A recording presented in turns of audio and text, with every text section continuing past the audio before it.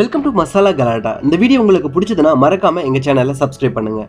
அதிமுக எம்எல்ஏக்களான தங்க தமிழ்ச்செல்வன், வெற்றிவேல் ஆகியோர் பெங்களூரு மற்றும் திகார் சிறையில் இருக்கும் சசிகலா மற்றும் தினகரனை தனித்தனியே சந்தித்து பேசியது முதல்வர் எடப்பாடி பழனிசாமிக்கு நெருக்கடியை ஏற்படுத்தியுள்ளது. சசிகலா சொத்து குவிப்பு வழக்கில் 4 ஆண்டுகள் சிறை தண்டனை காரணமாக பெங்களூரு சிறையில் அடைக்கப்பட்டுள்ளார்.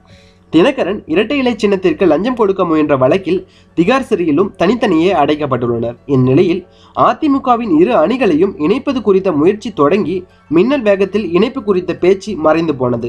இந்நிலையில் தினகரனின் தீவிர ஆதரவாளர்களான தங்க தமிழ்ச்செல்வன், வெற்றிவேல் ஆகியோர் கடந்த 5ஆம் தேதி திகார் சிறையில் உள்ள தினகரனை சந்தித்து பேசியதாக கூறப்படுகிறது.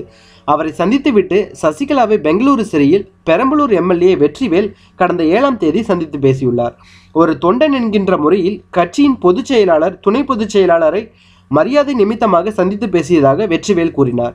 மேலும், நான் ஜெயலலிதாவுக்காக ஆர்கே நகர் தொகுதி எம்எல்ஏ பதவியை தியாகம் செய்தவன், தினகரனுக்காக ஆர்கே நகர் தேர்தலில் கடுமையாக உழைத்தவன், கட்சி தொண்டன் என்கின்ற உரிமையில் சென்று பார்த்தேன், இதில் தவறு ஒன்றும் இல்லை என்று கூறியுள்ளார். தங்க தமிழ்ச்செல்வன் மதுரையில் முதல்வர் எடப்பாடி பழனிசாமி பங்கேற்ற நிகழ்ச்சியை புறக்கணித்துவிட்டு திகார் சிறையில் உள்ள தினகரனை சந்தித்து ஆலோசனை நடத்தியுள்ளார். கட்சியை விட்டு சசிகலா தினகரனை ஒதுக்கி வைத்ததாக அமைச்சர்கள் அறிவித்தது வெறும் நாடகம் என்று ஓபிஎஸ் அணியினரும் அரசியல் விமர்சகர்களும் விமர்சித்து வரும் நிலையில் தங்க தமிழ்ச்செல்வன், வெற்றிவேல் ஆகியோர் சசிகலா மற்றும் தினகரனை சந்தித்து பேசியிருப்பது முதல்வர் எடப்பாடி பழனிசாமிக்கு நெருக்கடியை ஏற்படுத்தியுள்ளது.